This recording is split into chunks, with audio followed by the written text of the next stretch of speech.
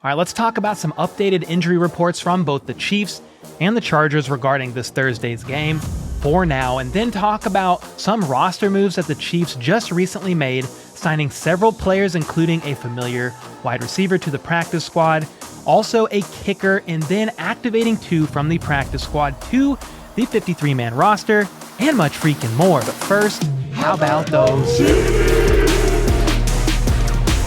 What's up, guys? My name is Cole, and I do daily news about the Kansas City Chiefs, so make sure to sub for the most thorough content on the platform. Hit that like button if you're ready for this Thursday's game, yet at the same time, are a little worried about some of our injuries. And let's get into this video. It's going to be a quick off-the-cuff with some notes on the side hitter regarding roster moves that the Chiefs made and give an update on some injury report status from Andy Reid's presser today. And let's jump right into it. First off, the Chiefs activated practice squad players, 2 linebackers, Jack Cochran and Elijah Lee. That's a move from the practice squad to the 53-man roster and completely fills out that roster for now, filling the vacated spot from Blake Bell's move to IR. Then the Chiefs announced that they signed kicker Matt Amendola, and I believe that he had to fight for his spot on the practice squad with several other kickers, I think, yesterday. So very interesting. I'll pull up that tweet and put it on the screen now if I can find it.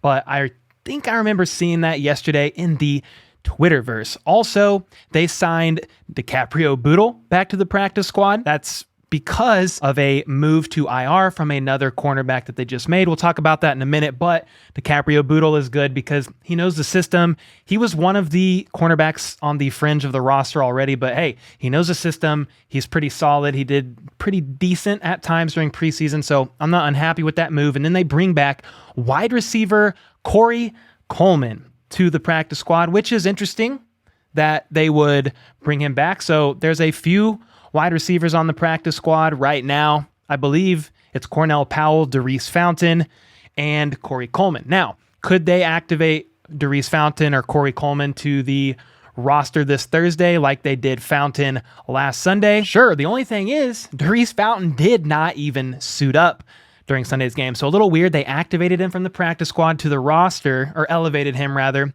he didn't suit up. So that's definitely something worth noting. Now, to bring all these players onto the practice squad, they released safety James Wiggins from the PlayStation, the practice squad. He was the Arizona Cardinals 7th-round draft pick in 2021, and I don't know if this was the plan all along or because of the injuries, they had to do these shuffling of players around and just decided James Wiggins could go, or if the plan all along was to bring Wiggins onto the practice squad and pick his brain about the Arizona Cardinals defense and their schemes and stuff like that. No idea. They'll never tell you either way, but worth noting, very interesting. Another move that the Chiefs made was a sad one. They placed cornerback Trent McDuffie on IR. That means McDuffie will miss a minimum of 4 games, Chargers, Colts, Bucks, and Raiders, before he can be activated and return from injured reserve. Now, Coach Reid today in his presser said that both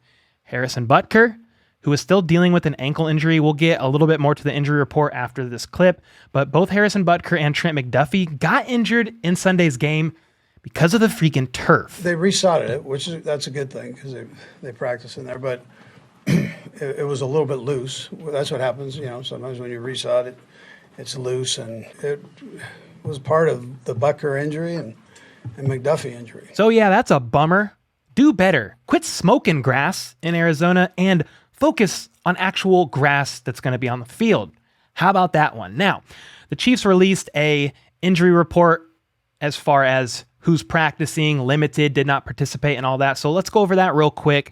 Harrison Butker got that left ankle injury. He did not participate Monday or today, and Coach Reid said in his presser that he's not really sure if he's going to be playing in Thursday's game. Justin Reid obviously is an alternate option, but they signed kicker Matt Amendola to the practice squad, and if Butker's not good to go, they will probably elevate this man to the roster. Another player, Orlando Brown Jr., with a knee injury of sorts, limited participation on Monday, which had me a wee bit worried, but full participation today, so I think he's good to go. Trey Smith with that ankle injury he sustained in the game against the Cardinals. Limited participation both Monday and today.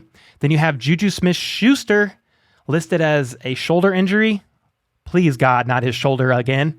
But he was limited on Monday, full participant today. So he should be good to go. Orlando Brown should be good to go. Trey Smith still being limited. That's a question mark to me. Justin Watson had a chest injury in the game against the Cardinals, limited yesterday, but full participant today. Patrick Mahomes, left wrist. Nervous when Mahomes gets injured, but he was a full participant both yesterday and today. And Coach Reid said in his presser today, Mahomes is good to go. He's fine. He'll be playing. Would he say any different? No, but I do believe that he's fine. And I think Mahomes said in his presser today that his wrist is feeling pretty freaking good. Probably not 100%, but it's feeling pretty good.